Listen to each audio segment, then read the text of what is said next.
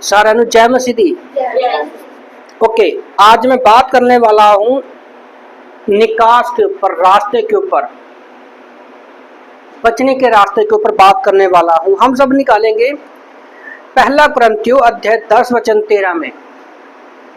Okay, परमेश्वर का वचन कहता है, तुम किसी ऐसी परीक्षा में नहीं पड़े जो मनुष्य के सहने से बाहर हो। परमेश्वर सच्चा है, वह तुम्हें सामर्थ्य से बाहर परीक्षा में ना पड़ने देगा, वरन परीक्षा के साथ निकास भी करेगा कि तुम सह सको। तो याद रखो, परमेश्वर अगर हमें परीक्षा में डालता है तो वो परीक्षा से हमें बचाएगा नहीं,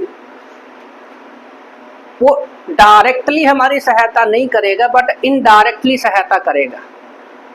परमेश्वर चाहे तो एक चुटकी बजाते या एक मुंह से किसी भी समस्या को वो दूर कर सकता है,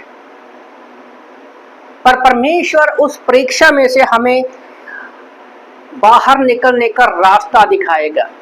पर वो रास्ता हमें तब ही दिखाई देगा अगर हमारा भरोसा परमेश्वर के ऊपर है। आज किसके जीवन में समस्या नहीं है? सबके जीवन में समस्या है। रेशमा बोली मेरे जॉब पर ना पैर दर्द करने लगते हैं खड़े खड़े, तो बोली मैं काम से छुट्टी ले लूं, तो वो काम ही बंद हो गया। अब 3 दिन से छुट्टी मार रही है, आराम किया इसने, पर दूसरे ही पल परमेश्वर ने आज इसको जॉब भी दे दी, दूसरी जॉब दे दी, वहीं पर एक नए ब्रांड में कपड़ों के।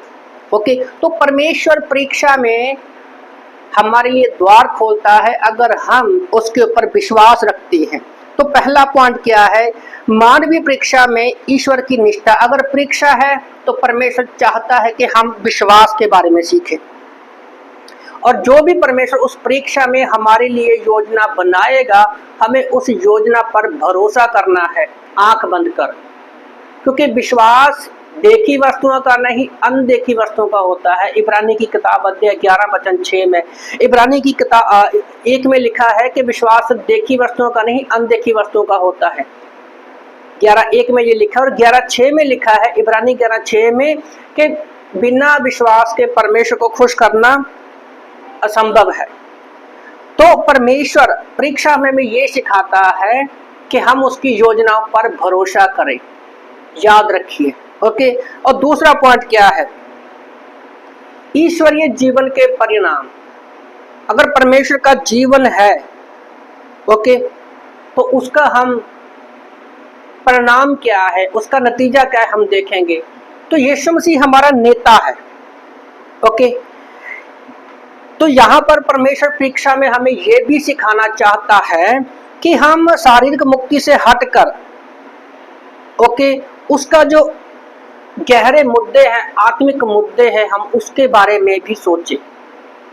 हमारी कुछ शारीरिक परेशानियां होती हैं तो वो तो कोई भी दूर कर सकता है, पर एक्चुअल में परमेश्वर हमें आत्मिक जीवन में बढ़ाना चाहता है। तो यीशु के द्वारा जीवन का रास्ता, यीशु हमारा नेता है। तो यीशु मसीह के जीवन से हम लोग बड़ी एग्जाम्पल देखते हैं कि जब वो धरती पर रहा, सोचो उसके जीवन में कोई खुशी का पल था? नहीं था। उसके जीवन में परेशानियां ही थी। तो अगर उसके जीवन में परेशानियां थी तो हमारे जीवन में भी परेशानियां रहेंगी, पर यीशु मसीह हमारे लिए एक एग्जाम्पल बना कि हमें धरती पर रहते हुए कैसा जीवन जीना है।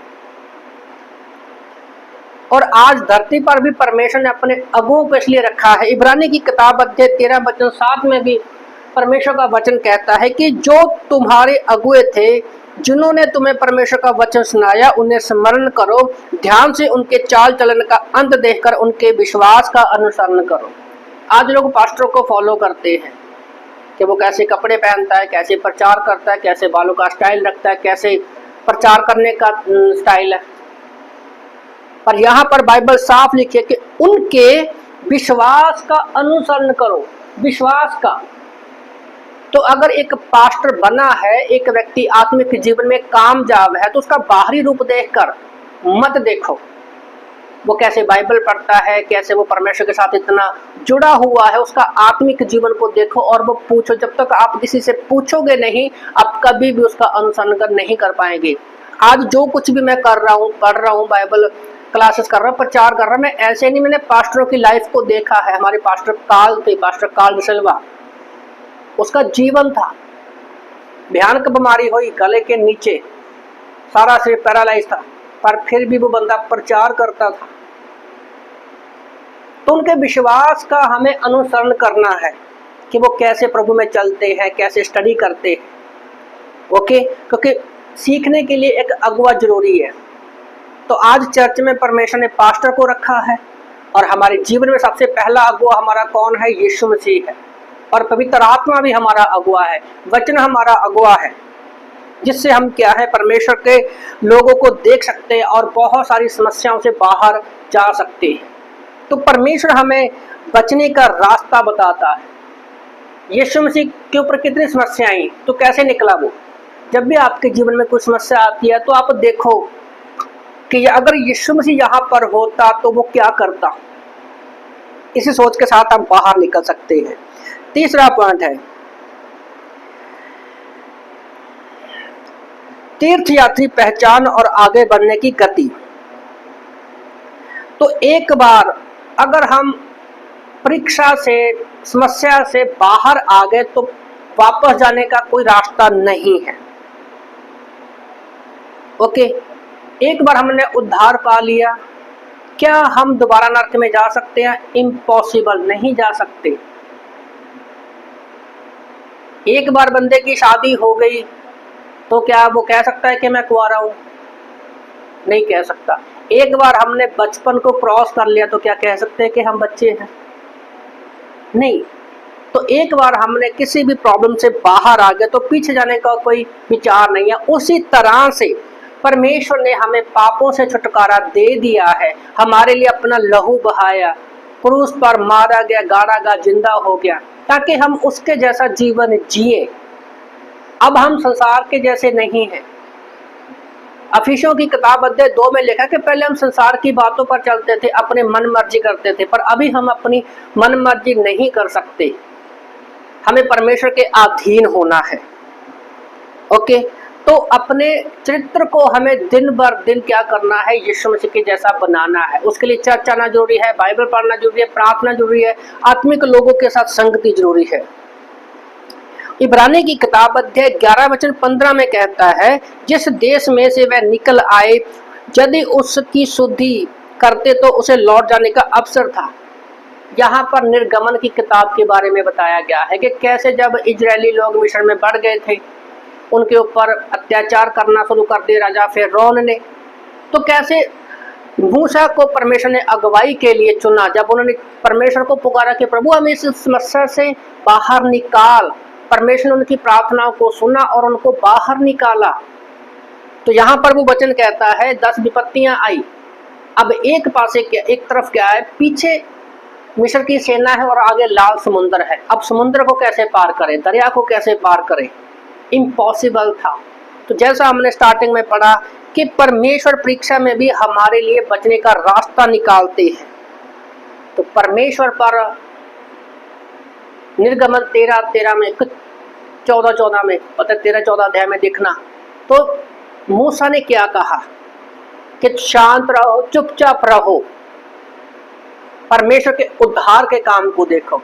एक अगुए का, एक विश्वासी का विश्वासी यीशु मूसा के जैसा होना चाहिए। और परमेश्वर ने उनके उस मुसीबत में से समुद्र को 2 भाग कर दिया और रास्ता निकाला। तो अगर पीछे जाने का कोई रास्ता नहीं है, अगर इजरायली चाहते कि हमें तो मिस्र में अच्छा चिकन मिलता था, खाने पीने को था, रहने को था, तो वो लौट सकते थे, पर अभी कोई रास्ता नहीं था। तो हमारे विश्वासी जीवन में भी पीछे जाने का कोई रास्ता नहीं है, सिर्फ आगे बढ़ना है, रुकना नहीं है हमें। अगर रुके तो शैतान को मौका देंगे, वो हमारी अगुवाई करेगा। ओके, तो एक चीज हमेशा याद रखो, अगर आप मसीह जीवन में हो, हालेलुया, मसीह जीवन में हो, तो आपका जीवन दुखों से भरा होने के बावजूद भी आनंदित रहेगा।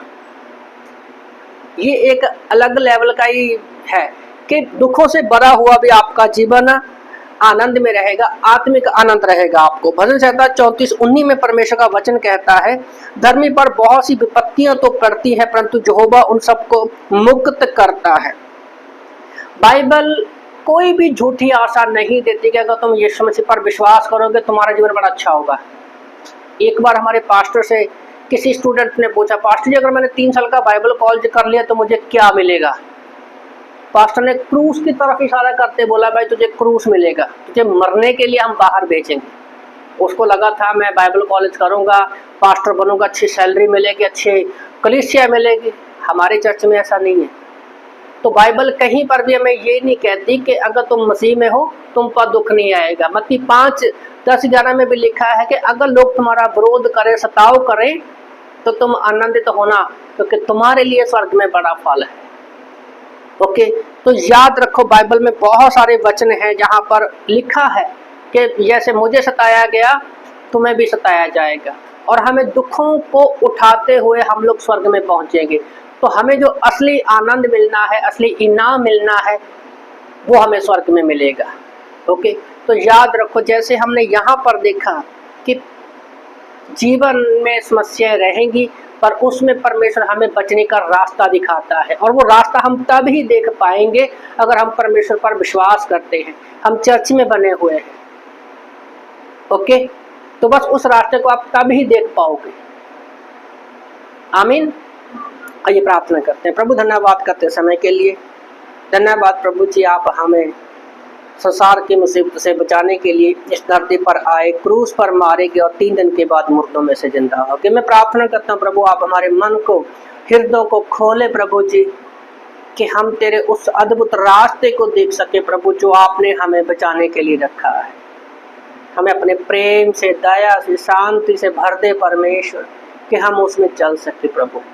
प्रार्थना करता हूँ प्रभु जो भी मैसेज को सुन रहे हैं आप उनको भी आशीष देना, और जब भी आप लोग घरों से वापस जाएंगे, घरों को वापस जाएंगे परमेश्वर आप उनकी मदद करना, पूरा आपका संभाल के रखना। प्रार्थना उद्धार करता यीशु मसीह के जिंदा सामर्थी नाम से मांगते हैं, आमीन आमीन।